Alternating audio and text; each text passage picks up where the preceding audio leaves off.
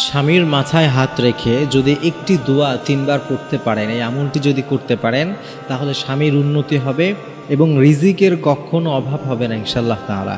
একজন স্ত্রী যদি স্বামীর জন্য দোয়া করে, এটা অনেক গুরুত্বপূর্ণ দোয়া। অনেক সময় আছে যে অনেক স্বামীরা প্রচুর স্ট্রাগল করেন, কাজ করছেন, কিন্তু বারাকা নাই, বরকত আসছে না, শুধু খেটেই যাচ্ছেন। তো স্বামীরা যেমন বাইরে কাজ করছেন, পরিশ্রম করছেন, আপনিও যদি স্বামীর জন্য দোয়া করতে পারেন, তাহলে দেখবেন উভয়ের প্রচেষ্টা আল্লাহ তাআলা অনেক উন্নতি দিবেন।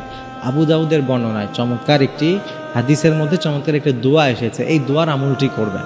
আপনি যখনই সময় পান আপনার স্বামীর জন্যে এই দোয়াটি আল্লাহ তাআলার কাছে বেশি বেশি করবেন। আপনি মনে রাখবেন যে একজন পুরুষ তার ফ্যামিলির জন্য যে পরিমাণ কষ্ট করে, এটা আসলে বলে বোঝানো সম্ভব না। তো তার কষ্টের যদি একটা ফলাফল আসে ভালো, তাহলে ওই কষ্টটা সার্থক হয়। এই জন্য আপনি একজন স্ত্রী হিসাবে আপনার স্বামীর জন্য এই দোয়াটি করবেন। দোয়াটি আবু দাউদের বর্ণনায় এসেছে, চমৎকার একটি দোয়া। আস্তাউদিউল্লাহ দীনাক ওয়া আমানাতাক ওয়া খাওয়াতিমা আমালিক, এই ছোট্ট 3টা শব্দের দোয়া।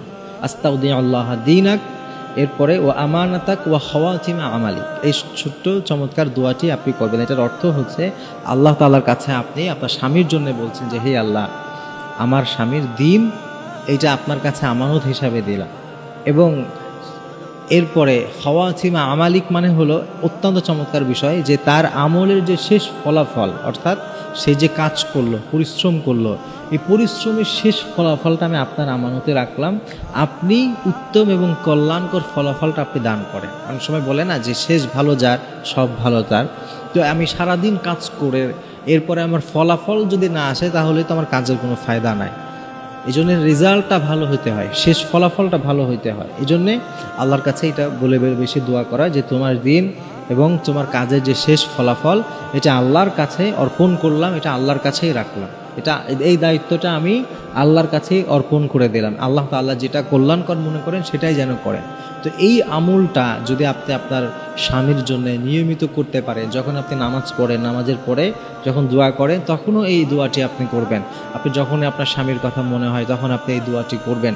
যখনই আপনি সুযোগ পান, আপনি আপনার স্বামীর কাছে বসেও এই দোয়াটি আপনি করতে পারেন। তার মাথায় যখন হাত বুলিয়ে দেন তখন এই দোয়াটি আপনি পড়তে পারেন। এক কথায় বেশি বেশি আপনার স্বামীর জন্য এই দোয়াটি আপনি পড়বেন, তাহলে দেখবেন আপনার স্বামী অনেক উন্নতি করবে, অনেক সমৃদ্ধি পাবে এবং সেই সাথে আপনাদের বাসায় রিজিকের অভাব হবে না ইনশাআল্লাহ তাআলা, যদি নিয়মিত আমলটা করে। অনেক সময় স্ত্রীরা, মায়েরা, বোনেরা, তারা অনেক সময় বাসা বাড়িতে কাজ না থাকলে বসে বসে টিভি দেখে, সিরিয়াল দেখে, সময় অযথা নষ্ট করে। তো আপনি এই আমলগুলো করেন। বাসার আপনার যে হাজব্যান্ড আছেন, তিনি যেমন বাইরে অনেক স্ট্রাগল করছেন, আপনি যদি বাসায় বসে তার জন্য জিকির করেন, আমল করেন, উভয় সমষ্টিতে আপনাদের সংসারটা সুন্দর মতো চলবে ইনশাআল্লাহ।